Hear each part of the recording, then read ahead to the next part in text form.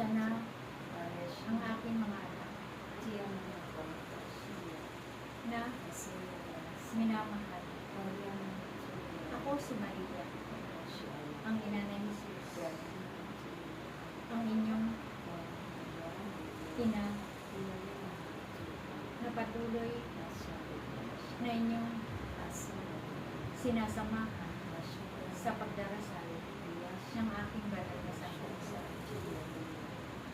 Mapapalad kayo, aking ina, sapagkat hindi kayo tumitigil at hindi nagsasawa na manalangin ng aking banal na sakrisyan.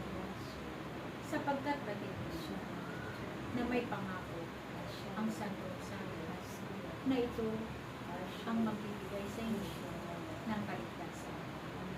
Kaya nawa ang anuman ang inyong ginagawa sa inyong mga buhay, naway wag ninyong kalimutan ang manalangin ng aking banal na Santo Rosario, sapagkat ito ang magbibigay sa inyo ng kaligtasan, higit sa inyong mga mahal sa buhay.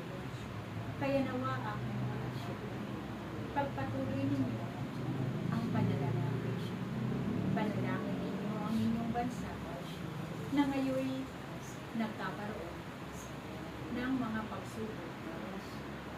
Kaya sa pamamagitan ng sama-sama ninyong panalangin, ito ay giring-giring.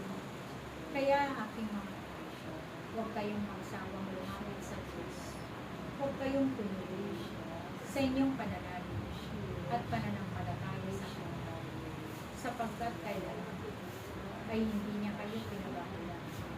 Patuloy niya kayong inignasan sa inyong mga buhay, sapagkat sa piling ng Diyos, tunay na hindi kayo mapapahamak at hindi kayo malilagaw, sapagkat ang salita ng Diyos, ito ang magbibigay sa inyo ng kaligtasan sa inyong mga puso. Kaya nawa, ipagpatuloy ninyo kayong lahat na hiliran ng Diyos.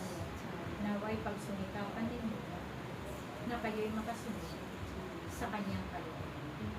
Sapagkat sa inyong pagsusunod sa Kanyang kalooban, tunay na makakamit ninyo ang kaligtasan at buhay na walang